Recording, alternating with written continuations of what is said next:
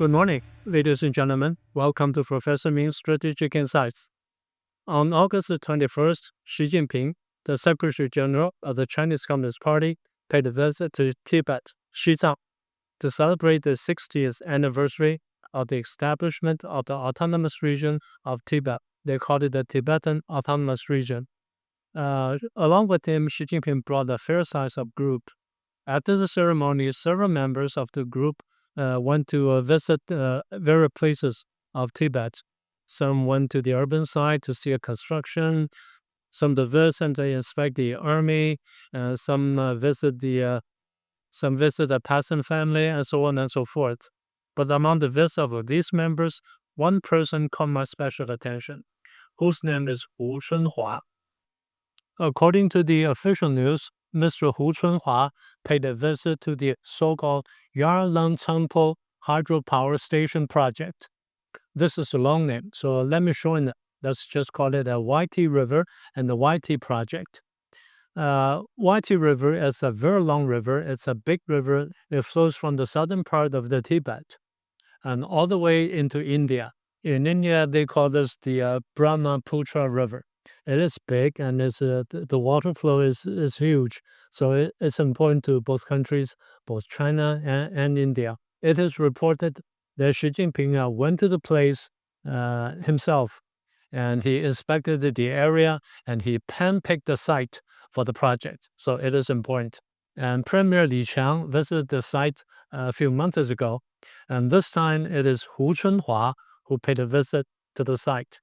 But actually, as we know it, the project is just announced and the construction work hasn't started at all. So there's nothing to inspect. So why they report that Hu Chunhua went there and inspected the site? That doesn't really make sense. So the question is it is not an inspection. It is an opportunity for Hu Chunhua to show himself, to give him more publicity and to promote him in the eyes of the Chinese public.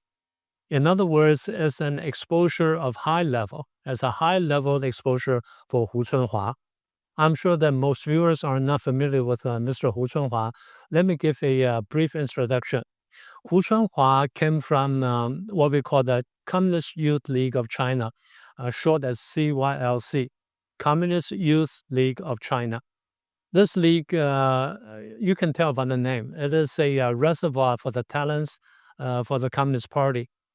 In order to get promoted to the officialdom in Communist China, first you have to become a communist member. Before becoming a member of the Communist Party, first you have to become a member of the CYLC, the Chinese Communist League.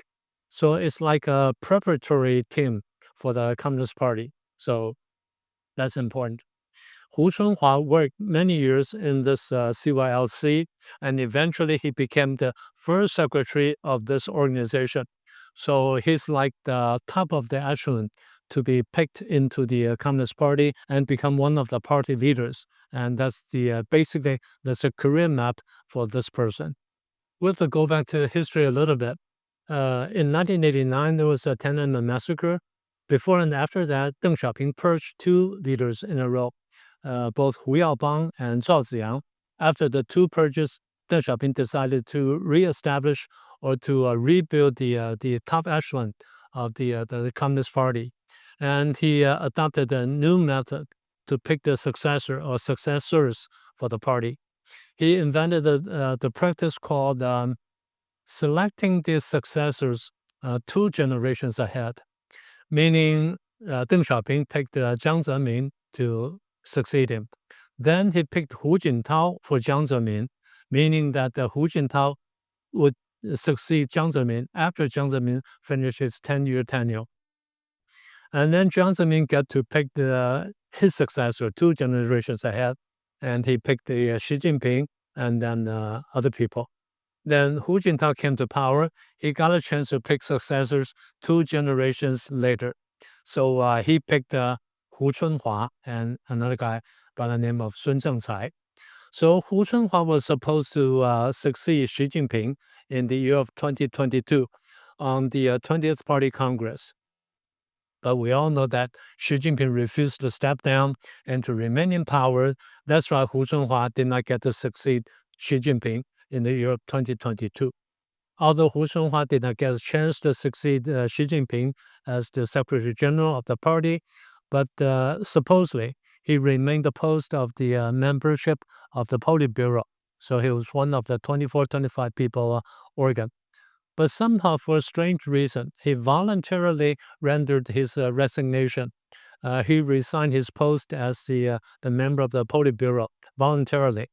And Xi Jinping accepted his resignation and praised him highly for that.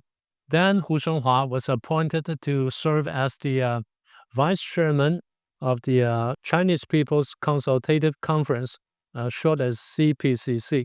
Well, it's mind-boggling, but it's like a political vase, or what we call a rubber stamp in the Chinese political system. So he was one of the 23 to 24 vice chairman of the organ. So it has no power and has no significant say in Chinese politics. He was on his way to retirement, and that's what he was after the 20th Party Congress in 2022. So he remained, how should we call it?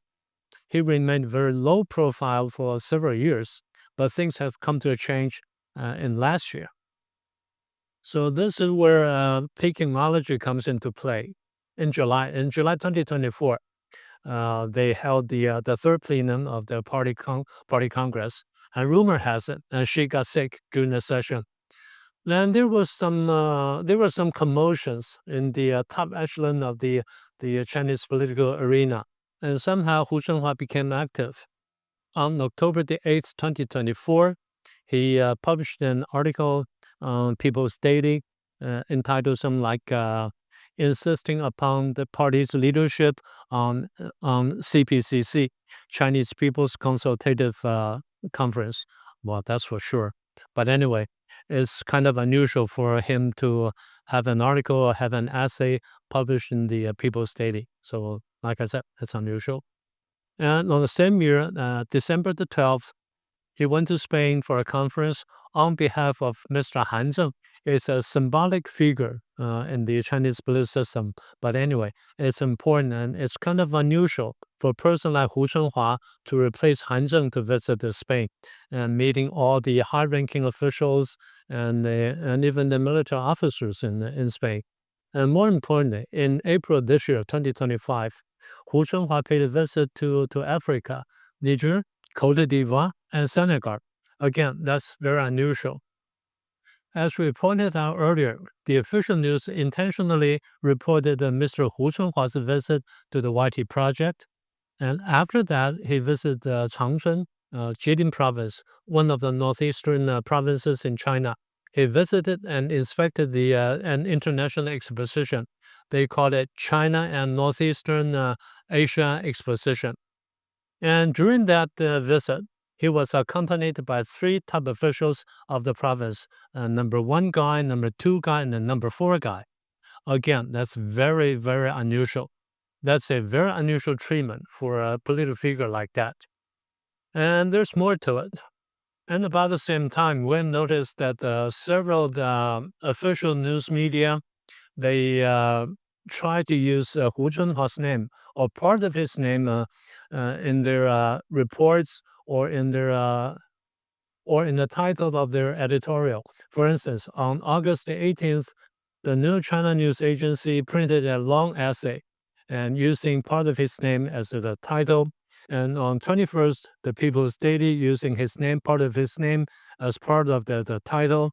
And then on the 21st again, New China News Agency used his name as part of the title again.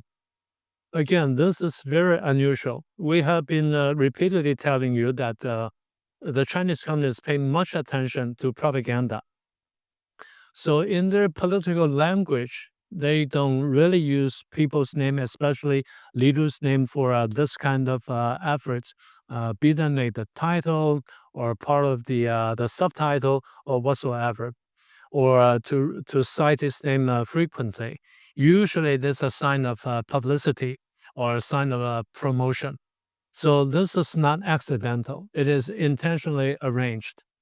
Apparently, they want to promote his publicity and promote his exposure. And that's for sure. The question is why? So that gives us much room for speculation.